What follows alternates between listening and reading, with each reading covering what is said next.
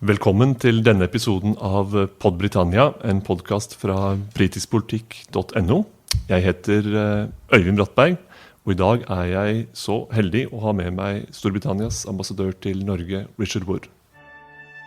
We shall never surrender. The pride in who we are is not a part of our past. It defines our present and our future. The people of Scotland have spoken. England, Scotland, Wales, Northern Ireland, together, taking us forward, unleashing the potential of the whole country. Jeg tenker vi kan starte denne samtalen med akkurat det som preger nyhetsbildet denne høsten, så vel som hverdagsbildet, den vedvarende koronasituasjonen. Den av betydning for alle hverdagsliv, men også for de av oss som ønsker å reise, og kanskje spesielt reise til Storbritannia. Har du noen allmenne råd til nordmenn som ønsker seg til Storbritannia denne høsten? Nordmenn egentlig skulle følge rådet fra den norske regjeringen, og det akkurat nå at nordmenn ikke skulle reise til Storbritannia.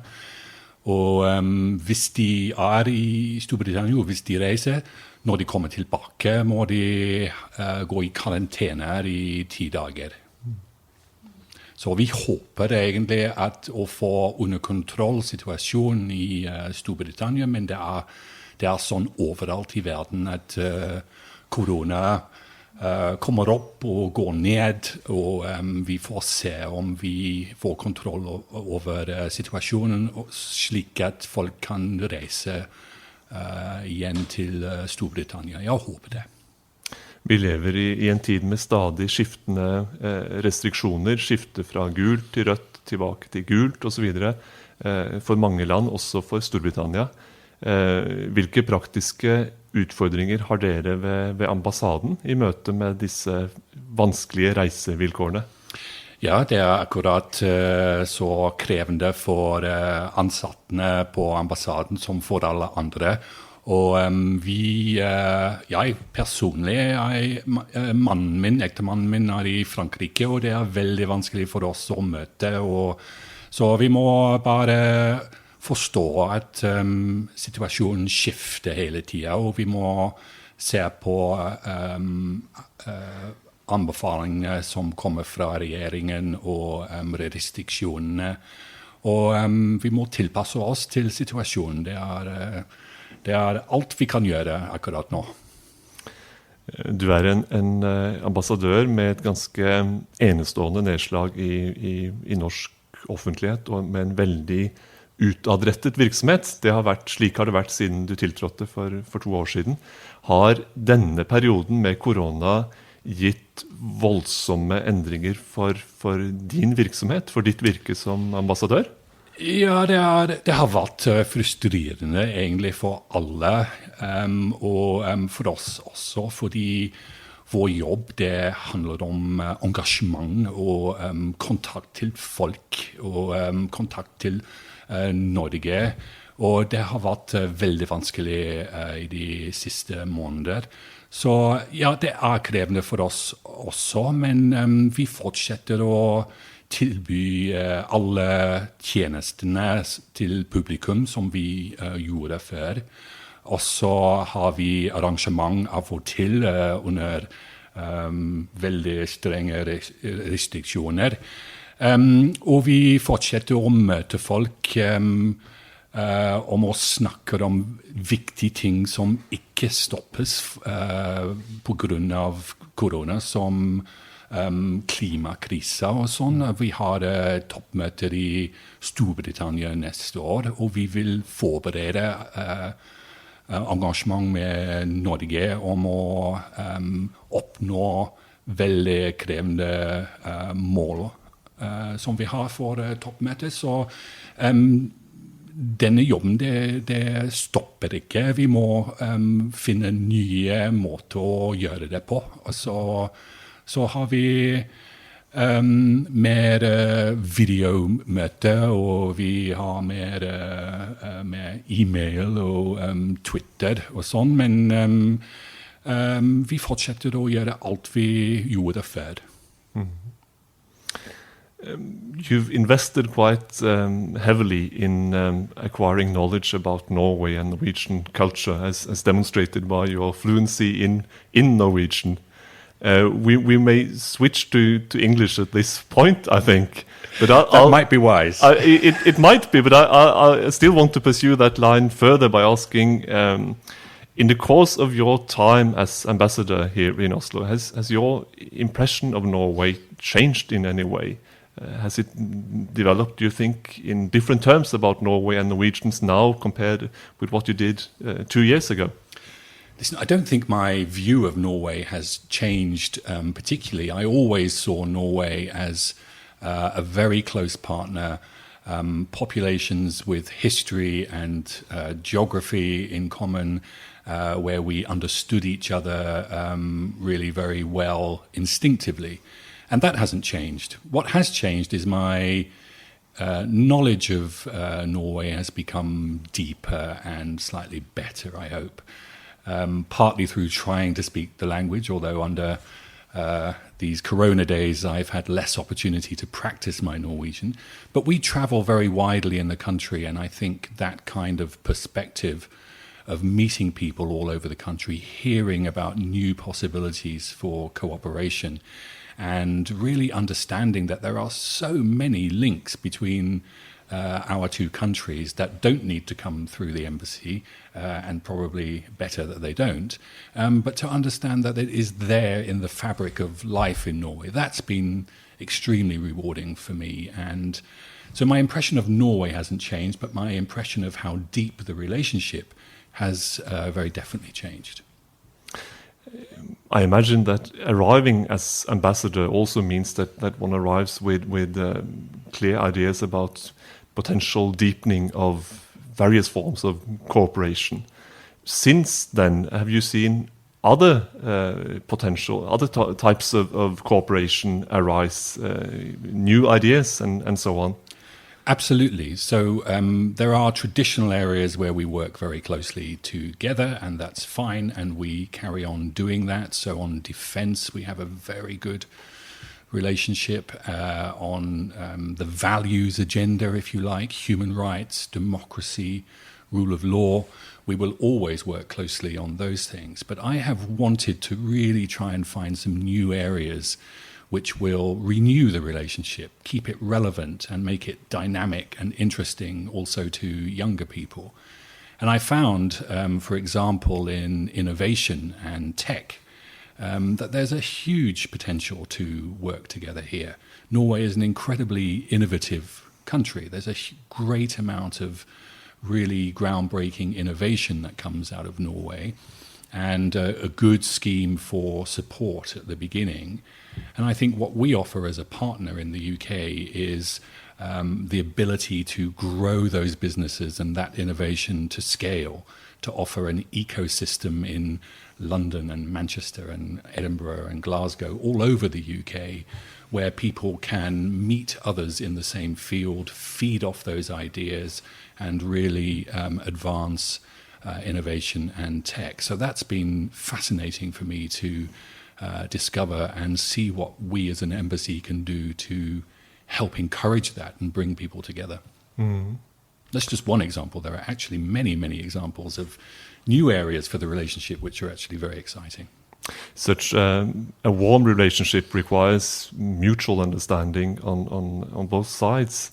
And now Britain has been characterized in these recent years by various political conflicts and a political rift as seen in the Brexit process, as well as Scotland's yearning for independence and so on.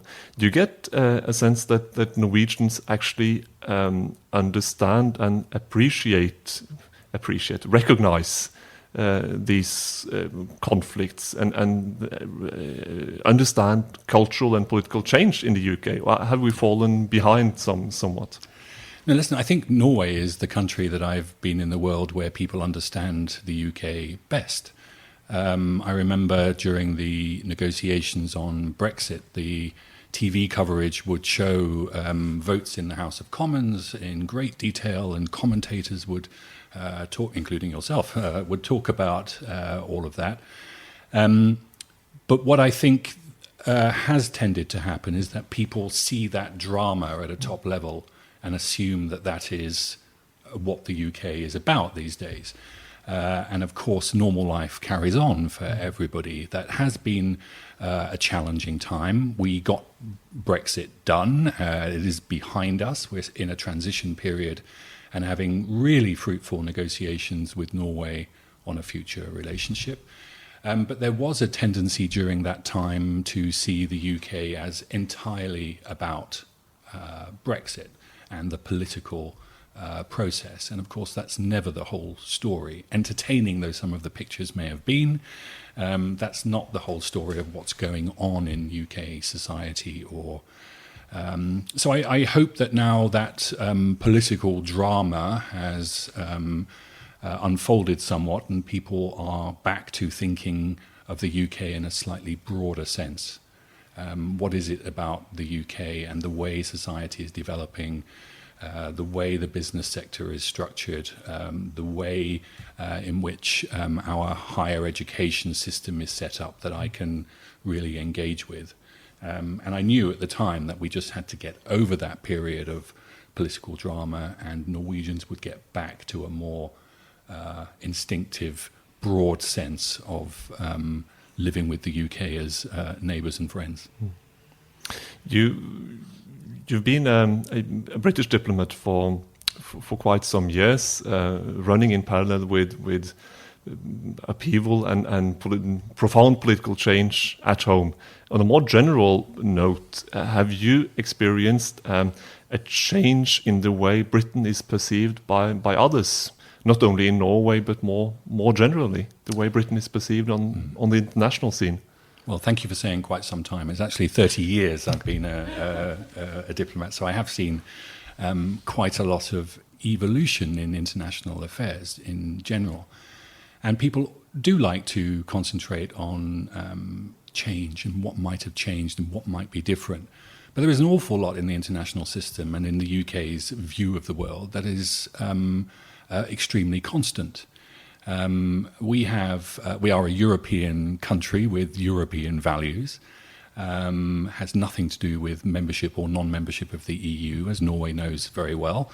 And I believe we have a very constant view of some of the really key issues in life around the world, which is human rights, democracy, rule of law, international cooperation, the rules-based international system, international development aid, and all of those things. They are remarkably constant. We add new things to that all of the time. So our newfound love of environmental measures has seen us become, I think, a world leader in decarbonisation of the economy. So we're constantly evolving as a country. But to emphasise things that have changed, I think, is not necessarily the picture I would want to give. There is a remarkable constancy in values.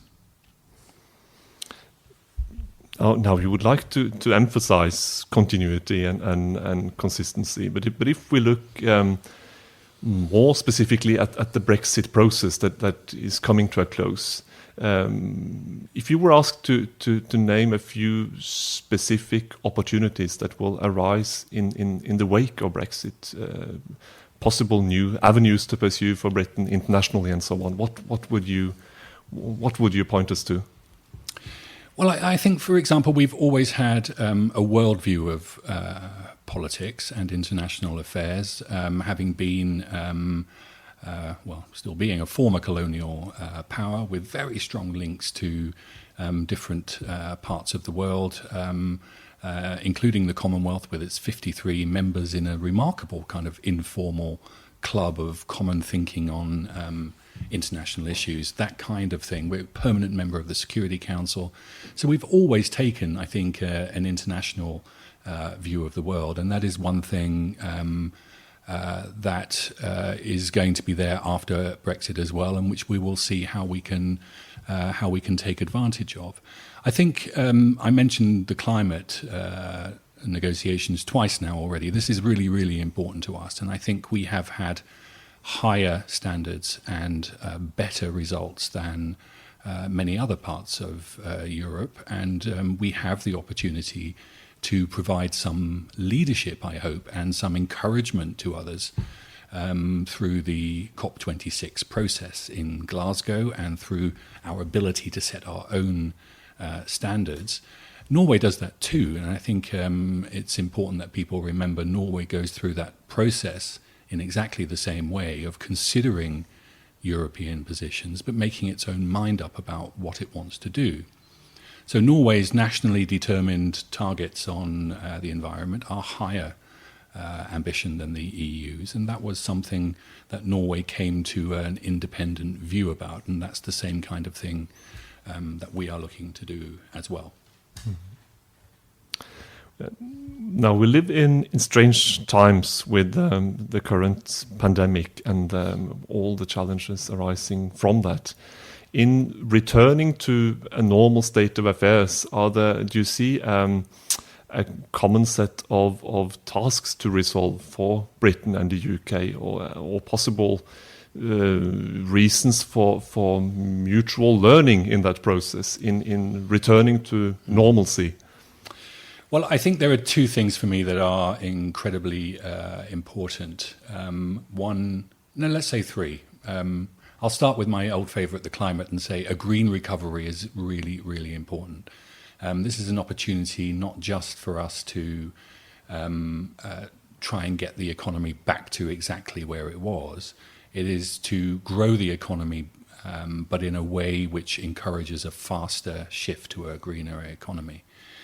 I think one thing it has also taught us is the need for international assistance and to look at supply chains, cooperation, collaboration, facing us with global challenges.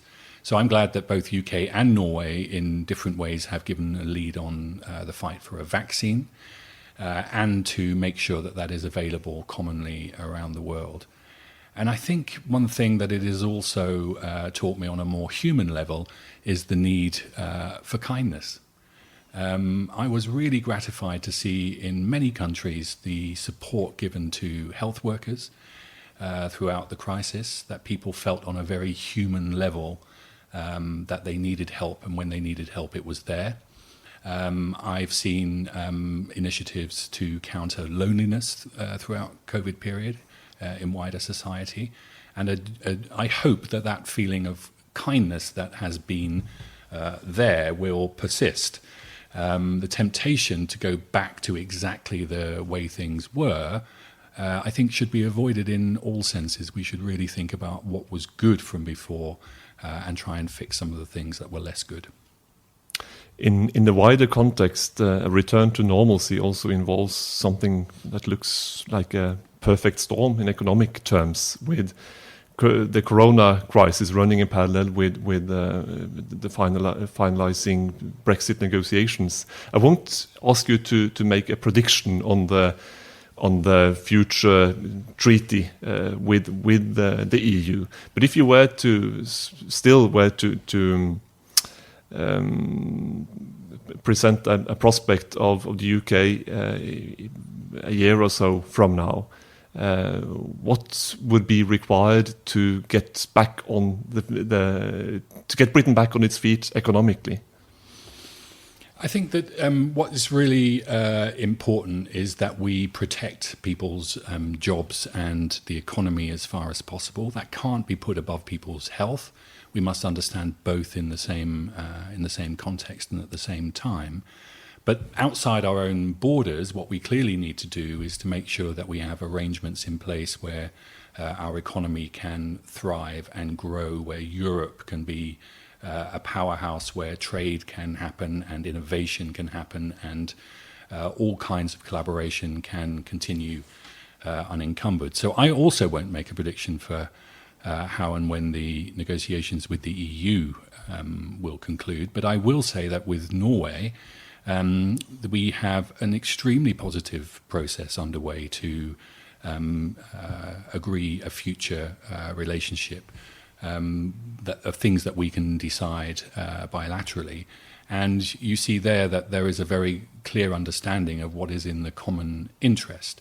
And that's what's going to be important more generally in the economies around Europe and around the world after COVID, a sense of how can we act in the common good through the rules-based international system and have some confidence in collaboration and partnership.